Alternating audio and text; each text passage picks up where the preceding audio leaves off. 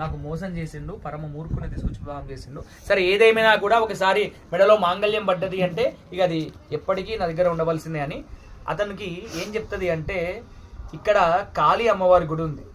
రాత్రి అయితే అమ్మవారు బయటికి పోతుంది, నువ్వు పోయి లోపలికి పోయి కూర్చో. తెల్లవారుతుంటే అమ్మ వస్తుంది, తలుపు మూసుకొని కూర్చో. అమ్మ వచ్చిన వెంటనే నువ్వు ఏమడుగు అంటే విద్య కావాలి అని అడుగు అని. అతనికి విద్య అనడానికి కూడా రాదు, విద్య అంటాడు. సరే అదే అడుగు అంటది. సరే అని అతను చేసిన మహోత్కృష్టమైన పని ఏంది అంటే భార్యను నమ్మిండు. ఎంత నమ్మిండు అంటే అక్కడ కూర్చున్నది అమ్మవారు కాదు, సాక్షాత్తు దేవత విగ్రహం కాదు, అమ్మవారే నమ్మిండు. భార్య మాటలతో అతను నమ్మి దేవాలయం పోయి కూర్చున్నాడు. రాత్రంతా కూర్చున్నాడు. ఉదయం అవుతుంటే అమ్మ వచ్చింది. తలుపు తెరువురా, ఎవరు తలుపేసింది అని. అమ్మ నాకు విద్య ఇస్తే తలుపు తెరుస్తా అన్నాడు. అమ్మ అన్నది, నువ్వు తలుపు తెరిస్తే విద్య ఇస్తారా అన్నది. లేదు నువ్వు విద్య ఇస్తేనే నేను తెరుస్తా అన్నాడు. అమ్మ అనుకున్నది తన